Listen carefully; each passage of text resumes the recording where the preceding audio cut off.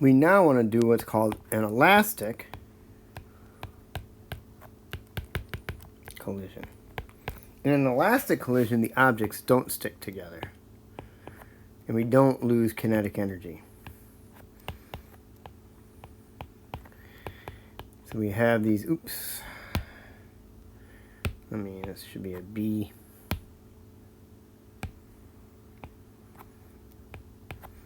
And we're going to do this in one dimension so that it becomes easier to deal with. So this is before, and this is after.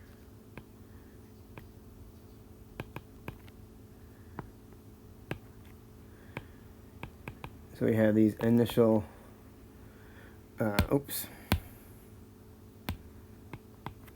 we have the initial velocities and the final velocities, again, objects A and B. We're going to conserve momentum. So we have the sum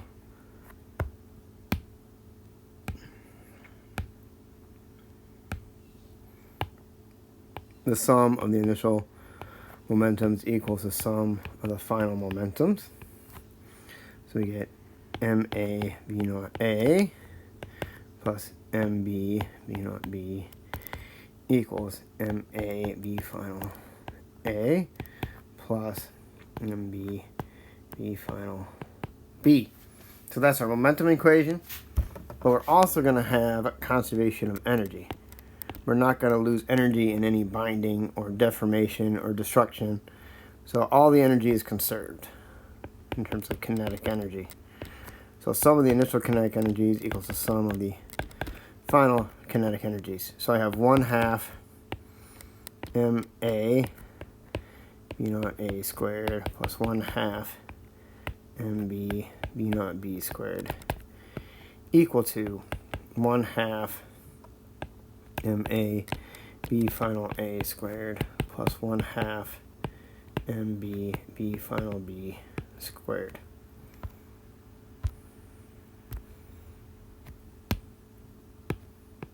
Okay, so you can see that here. So now I'm going to work with these two equations to solve for V final A and V final B. So the first step is I am going to rearrange my equations.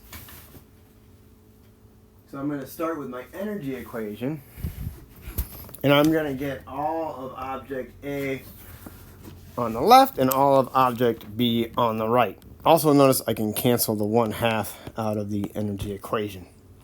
So in doing that, I have an MA V naught A squared minus an MA V final A squared equals, now on the other side I get an MB V final B squared minus an MB V naught B squared. Then I can factor out the masses on each side. So if I do that, I get an MA V naught A squared minus V final A squared equals an MB times V final B squared minus V naught B squared. Of course, if you remember your algebra, each side is a difference of squares, so I can simplify that. So on the left, I get MA V naught A minus V final A times V naught A plus V final A. That's going to equal MB times V final B minus V naught B times V final,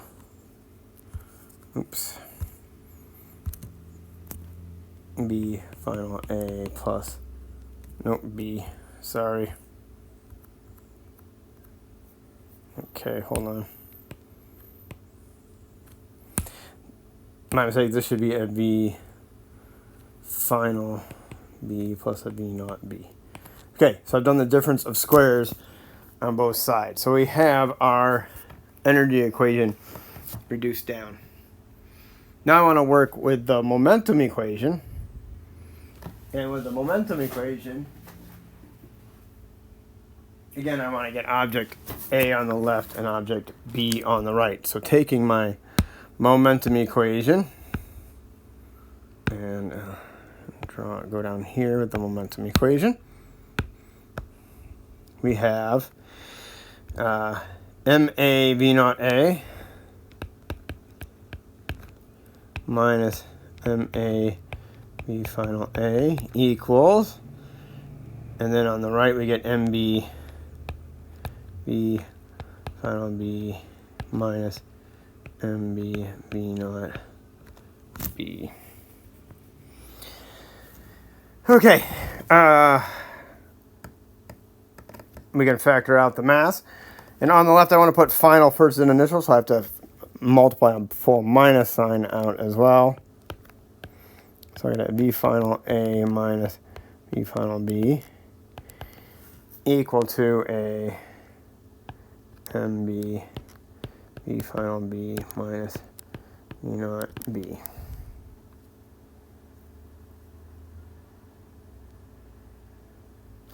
Typo, sorry about that.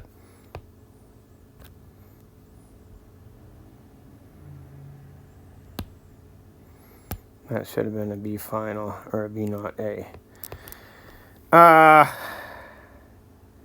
Actually, put the minus sign back in. Sorry about that mistake. Put the minus sign back in. So I get a MB B naught A minus B final A equals an MB B final B minus a V naught B.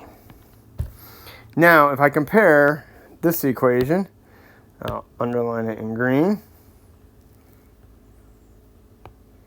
My momentum equation I've rearranged, and my energy equation I've rearranged. You'll notice that I have the wrong mass on this side. That should be an MA.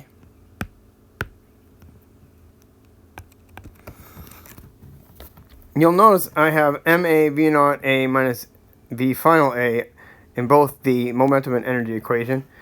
And I also have MB V final minus V naught B on both the energy and the momentum equation. So I will circle those in red for you so you can see that, or underline them. I got this term. Oops, nope.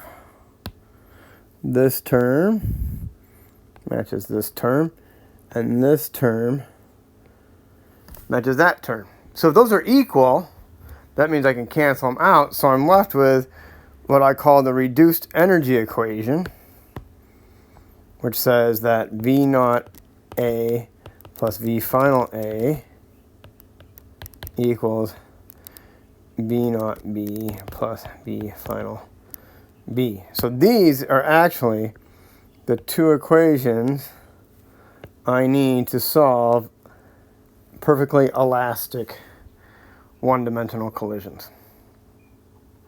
You can try these on some of your homework problems.